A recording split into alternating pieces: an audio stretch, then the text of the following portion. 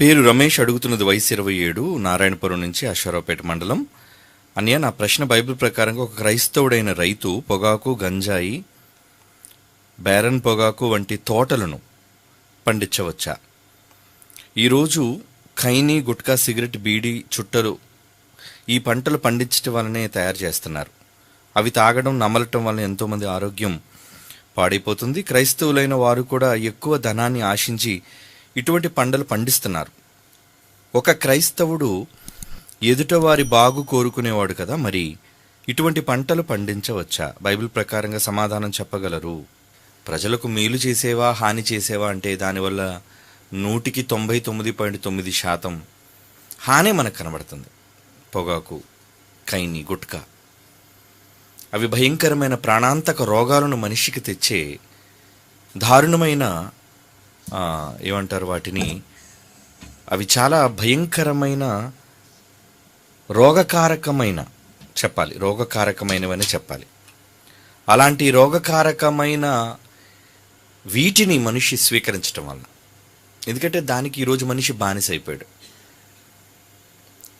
వాటిని ఒక అలవాటుగా చేసుకున్నాడు. దానివలన వచ్చే పరిణామాలు కూడా ప్రభుత్వం కూడా చాలా సందర్భాల్లో అమ్మే ప్యాకెట్స్ పైన కూడా క్యాన్సర్ యొక్క బొమ్మలను ముద్రించడం జరుగుతుంది. అయినా వాటి అమ్మకాలు ప్రభుత్వం ఆపలేదు, వాటిని కొనుగోలు చేయటం కూడా ప్రజలు ఆపలేదు. ఎందుకంటే డిమాండ్ ఉన్నప్పుడు సప్లై ఉంటుంది. ఎకనామికల్గా ఆలోచిస్తే when there is a demand there is supply. అంటే ఎక్కువగా ప్రజల దగ్గర నుంచి అటువంటి వాటికి ఆసక్తి, కొనుగోలు చేయటానికి వాళ్ళు ఆసక్తి చూపిస్తున్నప్పుడు మాకేంటి అమ్మడానికి ఇబ్బంది అని ప్రభుత్వాలు కూడా ఆలోచించడం మానేశాయి. నిజానికి ప్రభుత్వాలు ప్రజల మేలు కోరేవైతే అవి కఠినమైనా సరే ఏమండి ఖచ్చితంగా వాటిని అమలు చేసి తీరాలి. దానికి ప్రజల్లో తిరుగుబాటు రావచ్చు, లేదంటే కొందరు వాటిని అలవాటుగా వాడేవాళ్ళు ప్రభుత్వం మీద ఏమంటారు దాన్ని వ్యతిరేక అస్త్రాలు సంధించవచ్చు. అయినా సరే ప్రజలు మేలు కోరి ఏ ప్రభుత్వం అయినా సరే దాన్ని చేయకూడదు. ఈరోజు మందుని ఎలాగైతే దశల వారీగా ఏదో రేట్లు పెంచి జగన్ ప్రభుత్వం తగ్గించాలి, వాటి వాడుక తగ్గించాలి అనుకుంటున్నదే కానీ ప్రపంచం అంతా విస్తరించేసింది. ఇది ఈరోజుది కాదు, కొన్ని వేల సంవత్సరాలుగా ఈ భయంకరమైన పరిస్థితి వ్యవస్థలో అది వేళ్ళూనేసింది. ఒక్క రోజులో లేదంటే ఒకటి బానిసలైపోయారు. అంటే ప్రారంభం నుంచి ఈరోజు బడులకు వెళ్ళే పిల్లలు కూడా వాళ్ళు దానిని పొగాకును స్వీకరించగలుగుతున్నారంటే వాళ్ళు స్మోకింగ్ చేస్తున్నారండి. సోషల్ మీడియాలో వైరల్ అయిన అనేక వీడియోస్ మీరు చూసే ఉంటారు. బడికి వెళ్ళే స్కూల్ పిల్లలు బ్యాగులు తగిలించుకొని ఇంచుమించు 7వ తరగతి 8వ తరగతి చదువుకునే ఆడవాళ్ళు కూడా, చిన్నపిల్లలు ఏమండి ఇక కాలేజీకి వెళ్తారా, అది కామన్ అయిపోయింది. ఇంటి దగ్గర తల్లిదండ్రులకు తెలియకుండా పిల్లలు బయటికి వచ్చి వాళ్ళు చేసే ఈ దారుణమైన పరిస్థితులు. ఎందుకంటే ఇంటి వాళ్ళ నుంచి భయం వాళ్ళకి లేదు, ఉన్నా వాళ్ళ దగ్గర వీళ్ళు నటిస్తారు, వాళ్ళకి ఏ అలవాట్లు లేనట్టు. అలాగనే వాళ్ళకి డబ్బులు ఇవ్వకుండా ఉండగలరా? అయ్యో, వాళ్ళ పిల్లలు ఎక్కడ మిగతా వాళ్ళ విషయంలో తక్కువ ఉండకూడదు కనుక వాళ్ళ అవసరాలకు తగ్గ అమౌంట్ వాళ్ళ చేతిలో పెట్టి వాళ్ళు ఏం చేస్తున్నారు అన్నది వీళ్ళు ఆలోచించకుండా వాళ్ళ ఖర్చుల కోసం అమౌంట్ ఇవ్వడం వల్ల, డబ్బులు వాళ్ళ చేతిలో పాకెట్ మనీ పేరు రూపంలో పెట్టడం వలన వాళ్ళు నచ్చినట్లుగా దాన్ని దుర్వినియోగం చేస్తున్నారు. ఏమండి అవసరాలకు మించి ఇవ్వటం వల్ల. కనుక ఇది భయంకరమైన ఒక విష పరిణామం అని చెప్పాలి. అయితే మరి దేవుడు ఎందుకు చేశాడండి అనే సందేహం కూడా మీకు రావచ్చు. మాదక ద్రవ్యాలు దేవుని సృష్ట అనే ఒక టాపిక్ మాట్లాడాను. ఆ టాపిక్ పూర్తిగా వినండి, ఎందుకంటే మనిషి ప్రతిదానికి వ్యంగ్యంగా మాట్లాడడం అలవాటు. అలాగైతే దేవుడు ఎందుకు చేశాడు? ప్రతిదాన్ని దేవుడు దాని పని నిమిత్తం చేశాడు. ఆ వివేకం, ఆ బుద్ధి మనిషికి లేక ఉన్నదంతా తినడానికి అనుకుంటే ఎలా? కందిపప్పు ఉంది, గన్నేరు పప్పు ఉంది, 2 పప్పులే కదా అనుకుంటే అది మూర్ఖత్వం అనిపించుకుంటుంది. కనుక దేని ప్రయోజనం కోసం ఏది వాడాలో అన్నది అది మనిషి గ్రహించగలగాలి. అందుకే కదా మనిషికి వివేకం ఉంది. మనిషి జంతువు కాదు కదా, మృగం కాదు కదా. వాడు మృగం అయితే మంచి చెడ్డల విచక్షణ వాడికి ఉండదు. కానీ మనిషి వాటికి మించినవాడు. దేవుడే వాడి మధ్యలో ఆ వివేకాన్ని పెట్టాడు. పెట్టినప్పుడు ఎందుకు నువ్వు ఆలోచించలేకపోతున్నావు? దేని నిమిత్తమైన దీనిని నేను చేశాను? విషసర్పాలు ఉన్నాయండి, మనిషి కుట్టి చంపేస్తున్నాయి కదా అంటే నీ ఇంటిలో నువ్వు పడుకున్నప్పుడు వచ్చి కుట్టి చంపవు. వాటి ప్రాంతానికి వెళితే ఉంటాయి. లేదా దారి తప్పి ఎప్పుడైనా ఒకవేళ నువ్వు భయం గుబురుగా ఉన్న చెట్ల మధ్య, అడవుల మధ్య, పొలాల మధ్య మీ ఇల్లు కట్టుకొని మీరు అక్కడ పడుకుంటే నిశ్శబ్ద వాతావరణాన్ని బట్టి అవి వచ్చి రావడం జరుగుతుంది. ఏవో ఎలకలు తినడానికో, పందికొక్కులు పట్టుకోవడానికో, ఏవో పురుగులు తినడానికో అవి వస్తే కానీ ఖచ్చితంగా మనిషి ఇక్కడ ఉంటాడు కాబట్టి వాడిని కాటేసిపోవాలన్న దురుద్దేశంతో మాత్రం అవి రావు. భయంతోనే అవి తిరుగుబాటు చేస్తాయి. మరి దేవుడు వాటిని విషసర్పాలని, విషజాతిని ఎందుకు చేశాడు అంటే దాని ద్వారా వచ్చే అమూల్యమైన ఈరోజు ఏమంటారు దాన్ని, ఎన్నో ఆరోగ్యకరమైన మందులు, ఔషధాలు అంటారు దాన్ని. స్నేక్ వెనం అంటారు దాన్ని. వెనం నుంచి, ఆ విషం నుంచి వాళ్ళు తయారు చేస్తున్నారండి ఈరోజు శాస్త్రవేత్తలు. ఒక స్పైడర్ వెనం నుంచి తయారు చేస్తారు. ఒక పెన్సిలిన్ ఒక సాలిగూడు నుంచి వచ్చింది. అది సర్వరోగ నివారిణి. అలాగని కుడితే చచ్చిపోలేని వాళ్ళు లేరని కారు. కొన్ని విషపూరితమైన స్పైడర్స్ ఉన్నాయి. దట్టమైన అమెజాన్ లాంటి అడవులు కానివ్వండి, కొన్ని దారుణమైన అడవులలో కానివ్వండి, గుబురుగా ఉన్న అడవులు కానివ్వండి, వాటిలో కొన్ని జాతులు ఉంటాయి. అవి కుడితే ఒక చిన్ని పురుగైనా సరే అది కుట్టడం వలన మనిషి చనిపోతాడు. ఇప్పుడు సముద్రం ఉందండి, అందులో రకరకాల జలచరాలు ఉన్నాయి. మరి అందులో ఏమంటారు వాటిని, ఏం ఫిష్ అంటే జెల్లీ ఫిష్. అది కాటు వేస్తే చాలండి మనిషి చచ్చిపోతాడు.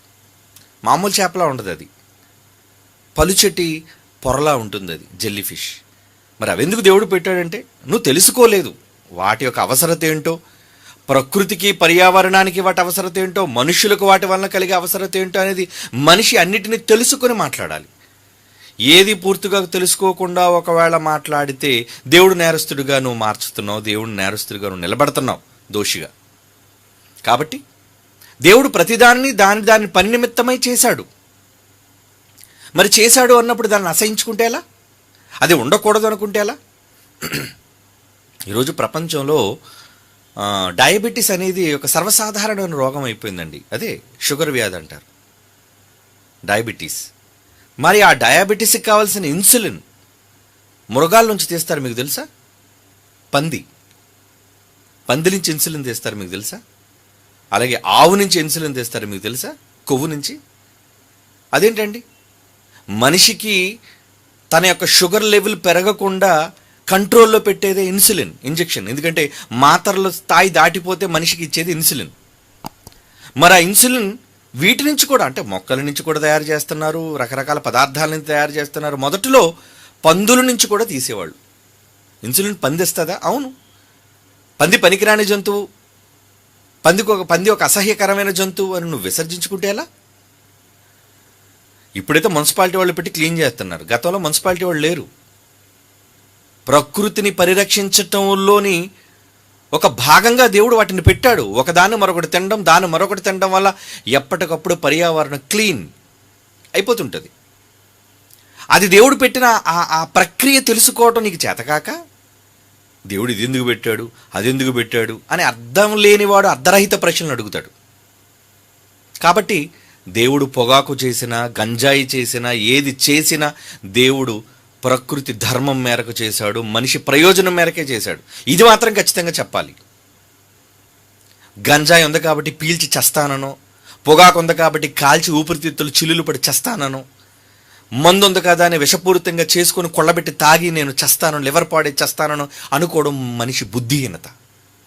ఏమండి, మంట ఉంది, వంట చేసుకో, ఇల్లు తగలబెట్టుకోకు. దేవుడు ప్రకృతిలో పెట్టిన ప్రతిదీ మనిషి ప్రయోజన కోసం ఉపయోగంగా వాడండి, ఉపయోగకరంగా చేసుకుని వాడండి. అలా ప్రయోజనకరంగా మార్చుకోలేని నీ బుద్ధిహీనతను దేవుడి మీదకి నెట్టేసి, దేవుడు గంజాయి చేశారు కాబట్టి నేను గంజాయి తాగేస్తాను, పొగాకు చేశారు కాబట్టి, ఆకులు పండాయి కాబట్టి నేను చుట్టా బీడీ సిగరెట్గా చేసుకొని నేను తాగేస్తాను అనేసి అంటే అది తప్పు. అంటే ఎవడైనా ఒకవేళ మూర్ఖంగా మాట్లాడేవాడికి ఇటువంటి మూర్ఖుల నోరు మూయించే జవాబే నేను చెప్తున్నాను ఇది. ఏమండి, సౌమ్యంగా వింటారా? Very good.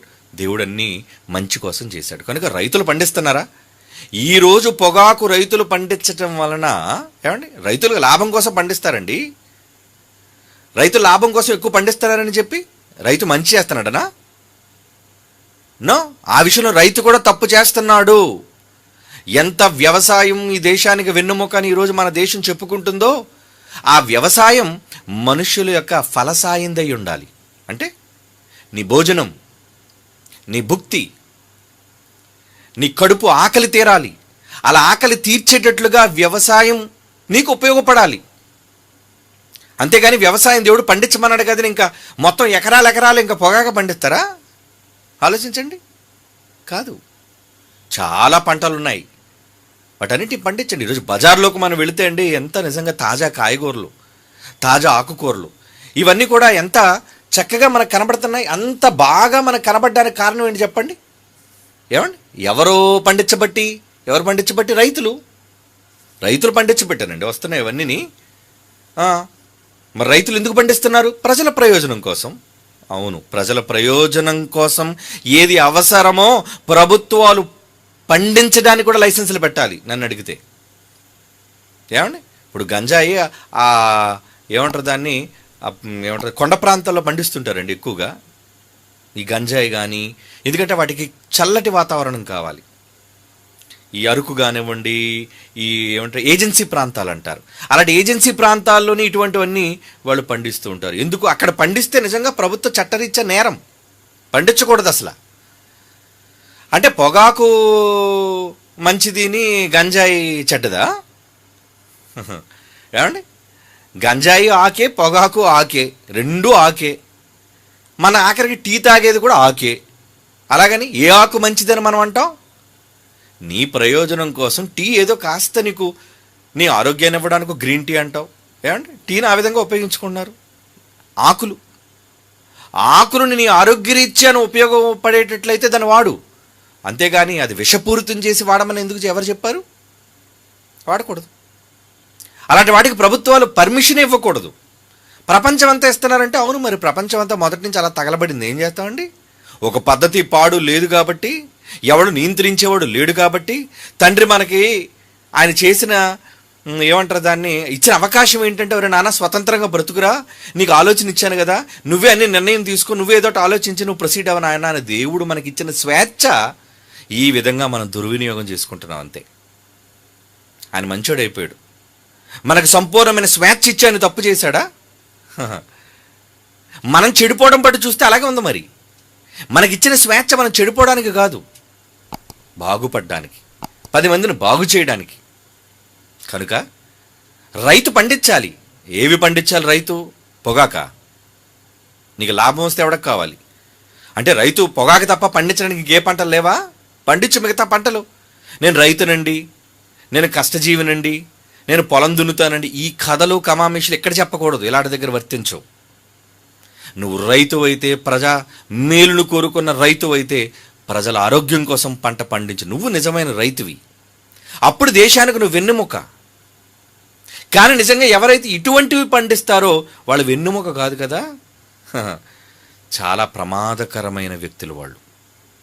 కాబట్టి మనుషులకు హాని కలిగించే ఏది ఎవరు, అది ప్రభుత్వం కావచ్చు, అది రైతు కావచ్చు, అది దళారులు కావచ్చు, ఎవరైనా కావచ్చు, ఒకవేళ దాన్ని ప్రోత్సహించినా చేసినా అది బైబిల్ ప్రకారంగా తప్పు. చాలాసార్లు చదువుకున్న ఒక మాట ఒకసారి చదివేస్తాను మీకు. యెషయా-గ్రంథం 55వ అధ్యాయం 2వ వచనం చూడండి. యెషయా-గ్రంథం 55వ అధ్యాయం 2వ వచనం ఏమంటున్నాడు అక్కడ? ఆహారము కాని దాని కొరకు. అది భోజనం కాదు కదా, దానికోసం మీరు ఎందుకు డబ్బులు ఇస్తున్నారు? మీకు సంతృప్తి కలుగజేయ దానికోసం ఎందుకు మీ శ్రమదానం చేస్తున్నారు? శ్రమంత దానిలో ధారపోస్తున్నారు. నా మాట జాగ్రత్తగా ఆలోచించండి. మంచి పదార్థాన్ని తినండి. మీకు మేలు చేసే ఎన్నో ఈ ప్రకృతిలో పెట్టానే, అన్నిటినీ వదిలిపెట్టా గంజాయి దగ్గరికి ఎందుకురా పోతున్నావు? అన్నిటినీ విడిచిపెట్టి ఎందుకురా పొగాకు దగ్గరికి పోతున్నావు? ఏమండి, ఆ కైని అట నోట్లో పెట్టుకుంటాడు, బొగ్గలో పెట్టుకుంటాడు, మాటిమాటికి ఉమ్మూస్తుంటాడు. ఏంటి దౌర్భాగ్యమైన నీచమైన అలవాట్లు. చూసారా? అంటే అపవాది మప్పిందండి. అపవాది తన పిల్లలు, దేవుని పిల్లలు తన కళ్ళెదురుగా చెడిపోతుంటే చూసి అది ఆనందపడుతుంది. అది ఎందుకంటే దాని పిల్లలే ఏంటి, అది కన్నదా? ఏమండి, దానికి ఏమైనా మన బంధువులుమా?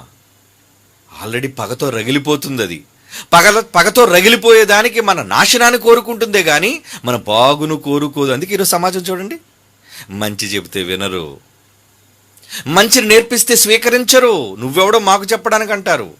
మాకు నచ్చినట్టు ఉంటాం, మాకు నచ్చింది తింటాం, మేం చస్తాంరా నీకేంటి అంటారు. ఎలా మారిపోయింది సమాజం? అంటే వాళ్ళు చావును వాళ్ళు కోరుకుంటున్నా మనం ఏమనకూడదు అనమాట. వాడు చావడానికి ముందుకెళ్తున్నారు, సరే పోరాని మనం అనాలన్నమాట. నిజంగా వాళ్ళ మీద ప్రేమ కలిగిన వాళ్ళమైతే, దేవుణ్ణి ప్రేమించిన వాళ్ళమైతే, ఆయన మనస్సిరిగిన వాళ్ళమైతే సమాజాన్ని చూసి బాధపడతాం కదండి. లోతు ఏమయ్యాడు చెప్పండి? నీతిమంతుడైన లోతు గురించి ఏమని మాట్లాడాడు తెలుసా దేవుడు? పేతురు రాస్తున్న 2వ పత్రిక 2వ అధ్యాయం 7వ వచనం. అపోస్తలుడైన పేతురు రాస్తున్న 2వ పత్రిక 2వ అధ్యాయం 7వ వచనం అండి. ఏమంటున్నాడు అక్కడ? దుర్మార్గులు. ఆ రోజు క్రీస్తు పూర్వమే ఎంత దౌర్భాగ్యంగా సమాజం తయారైపోయిందండి. అంటే నేటికి 4000 సంవత్సరాల క్రితం ప్రపంచం ఎలా ఉంది? 4000 BC. ఇప్పటికి ఎలా ఉందటండి? దుర్మార్గుల కామ వికార యుక్తమైన నడవడి చేత బహుబాధపడిన లోతు. ఏమిటండి లోతు? బహుబాధపడిన లోతు. ఏం చేశాడు ఆయన? ఆ నీతిమంతుడు వారి మధ్య కాపురం అంటున్నాడు. ఈ దౌర్భాగ్యులందరూ మన మధ్యకి తగలబడ్డారు. మన అంగారగ్రహంలో లేం కదండి. మళ్ళీ వాళ్ళు ఏం మాట్లాడతారు? మేము కాలుస్తామయ్యా నీకేంటి? చూసారా? మేము తాగుతామయ్యా, నేను తాగమని చెప్పలేదుగా, నీకేంటి? మా డబ్బు మా ఇష్టం. చూసారా లోకం ఎలా మారిపోయిందో? దుర్మార్గులు, వాళ్ళ కామ వికారయుక్తమైన చేష్టలు, దానివల్ల మనం బాధ. అంటే నిజంగా నీతిమంతుడైన వాడు, దేవుని కొరకు ఆలోచించేవాడు, వీళ్ళు నా వాళ్ళు అని అనుకునేవాళ్ళు, అయ్యో వాడు ఆరోగ్యం పాడైపోతుంది అనుకునేవాడు, అయ్యో వాడు 10 కాలాల పాటు బాగుండాలి, దేవుని ఎరిగితే బాగున్ను, వాడు మంచిగా బ్రతికితే బాగున్నని అమ్మేవాడు అనుకోడు. వాడికేం కర్మ? ఏమండి, బాగా తాగరా బాగా చావరా అంటాడు వాడు. ఏమండి, అమ్ముకునేవాడికి వాడు చస్తే ఏంటి బ్రతికితే ఏంటి. కానీ అదే సొంత వాడికైతే అయ్యో నువ్వు చావకూడదురా. నీతిమంతుడైన లోతు వారి అక్రమమైన క్రియలు, వాళ్ళు చేస్తున్న పనులను చూస్తూ రోజు తన నీతి కలిగిన మనస్సును నొప్పించుకుంటున్నాడటండి, బాధపడుతున్నాడటండి. అంటే నీతిమంతుడికి బాధ ఉండదా? ఉంటుంది. ఎవడైనా సమాజంలో పిచ్చి మాటలు మాట్లాడి నువ్వెవడరో అడగడానికి కదా, రే దేవుని పక్షాన నేను ఆయన కొడుగ్గా అడుగుతాను రా, నా మనసు బాధపడి అడుగుతున్నాను రా. ఆ రోజు నీతిమంతులు బాధపడ్డారు సమాజాన్ని చూచి. మనం పడకూడదా?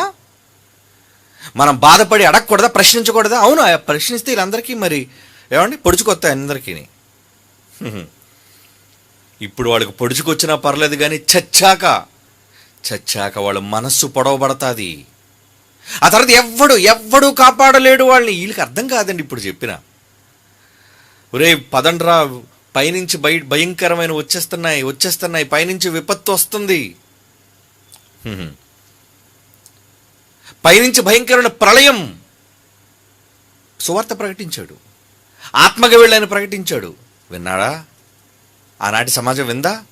నోవహు సమాజం వినలేదు, లోతు సమాజం వినలేదు, నేటి సమాజం కూడా వినదండి. మరి ఎందుకండి ఈ ప్రకటన? కొంతమందినైనా అగ్నిలో నుంచి కాపాడాలి కదండి. వాళ్ళు ఎవరో మనకు తెలియదు కదా. దేవుడు ముందు మనకి చెప్పేస్తే బాను, రే అక్కీపాలెంలో అదిగో పలానా డోర్ నెంబర్లో ఒకడున్నాడు, రాజమండ్రిలో పలానా డోర్ నెంబర్లో ఒకడున్నాడు, అమెరికాలో పలానా డోర్ నెంబర్ పలానా వీధిలో ఒకడున్నాడు. దేవుడు డేటా ఇస్తే బాను, ఎవరికి స్వార్థ ప్రకటించకుండా వాడి దగ్గరికి వెళ్ళి వాడికే వాక్యం చెప్పొచ్చేద్దాం. జనరల్గా చెప్పాలి, 10 మందిని పిలవాలి, పిలిచిన వాళ్ళలో ఎవడికో చెప్పాలి, అందరికీ చెప్పడంలో ఎవడో వినాలి, ఆ విన్నవాడు మారు మనసు పొందాలి, ఆ మారు మనసు పొందినవాడు దేవుని దగ్గరికి రావాలి, వాడు అగ్నిలో నుంచి కాపాడబడాలి. ఇంత ప్రణాళిక దేవునిది ఉన్నప్పుడు, ఆయన మనకు ప్రత్యేకంగా ఇంతమందిని చెప్పలేనప్పుడు మరి అందరికీ చెప్పాలి కదా, ప్రకటించాలి కదా. అందుకే కదా ప్రకటిస్తున్నాం మనం, అందుకే కదా మనం చెబుతున్నాం. కనుక చెప్పే బాధ్యత మనందరి మీద ఉంది. అందులో ఎవడు మారుతాడో తెలీదు, ఎవడ మనస్సు కరిగిపోద్దో తెలీదు మాటలకి, ఆయన మాటలకి. కనుక చెప్పాలి, చెప్పే బాధ్యత మన మీద పెట్టాడండి. అందుకే ఈ ప్రకటన, అందుకే ఈ ప్రకటనలు మనం చేస్తున్నాం, చెయ్యాలి, చేస్తూనే ఉంటాం. వినేవాడు వింటాడు, విననివాడు పానివ్వండి. ఏమండి, ఎవడైనా ఒకవేళ తెలియని వాడైతే, వినని వాడైతే విననివానిగానే ఉండనిమ్ము.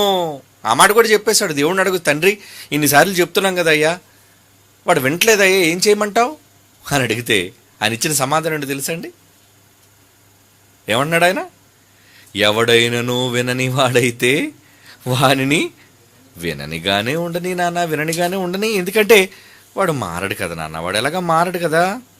వాడు మారినప్పుడు నువ్వు చెప్పి ఏం ప్రయోజనం నాన్న? నువ్వు ప్రయోజనం ఏమీ లేదు. వాడు మారలేనప్పుడు నువ్వు చెప్పి వాడికి ఏ ప్రయోజనం లేదు.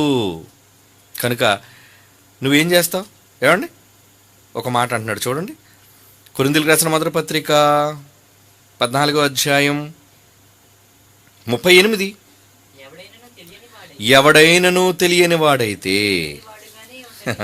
ఎవడైనను తెలియని వాడైతే తెలియని వానిగానే ఉండనిమ్ము. వాడు తెలుసుకోలేదు ప్రభు అంటే వాడు విండు నాయన, వాడు విండు. విన్నప్పుడు ఎందుకు నాయన చెప్పడం వాడికి? వాడు మారేవాడు కాడు, వాడు మార్పు చెందేవాడు కాడు. ఏమండి, ప్రకటన గ్రంథంలో ఒక మాట అంటాడు చూడండి, ప్రకటన గ్రంథం 22వ అధ్యాయం 11వ వచనం. ప్రకటన గ్రంథం 22వ అధ్యాయం 11వ వచనం ఏమంటున్నాడు చూడండి, అన్యాయము చేయవాడు ఇంకా అన్యాయం చేయనివ్వండి, పర్వాలేదు. అపవిత్రుడైన వాడు ఇంకనూ అపవిత్రుడిగానే ఉండనిమ్ము. నీతిమంతుడైన వాడు ఇంకనూ నీతిమంతుడిగానే ఉండనిమ్ము. పరిశుద్ధుడు ఇంకనూ పరిశుద్ధుడిగానే ఉండనిమ్ము. చూసారా? కనుక ఎలా ఉన్నవాడిని అలా ఉన్నాయి. కానీ నువ్వు చెప్పడం మానొద్దు నాన్న, నువ్వు చెప్పు. ఒక్కడు మారినా చాలు కదా, ఒక్కడు మారినా బాగుపడతాడు కదా. ఆ ఒక్క ఆత్మ కూడా నాదవుతుంది కదా, ఆ ఒక్కవాడిని కన్నది నేనే కదా, వాడు నిత్యాగ్ని దండనగా పోతే వేదన చెందేది నేనే కదా. చెప్పు నాన్న, నువ్వు చెప్పు. అందుకేనండి ఈ బాధ్యత మనకు అప్పగించాడు. ప్రకటన అన్నాడు, అందుకే సర్వలోకానికి ప్రకటన అన్నాడు, అందుకే ప్రకటిస్తున్నాం. కనుకనే చెప్తున్నాం. కనుక నాన్న, ఈరోజు రైతు పండించినా ఎవరు పండించినా అది మనుషులకు హాని కలిగించేది ఏదైనా సరే తప్పనిసరిగా వాటిని మానుకోవాలి. గుట్కా, సిగరెట్లు వీటన్నిటికీ దూరంగా ఉండండి నాన్న. చాలా ప్రమాదకరమైనవి, మీ ప్రాణానికి హాని కలిగించేవి. ఓకే నాన్న?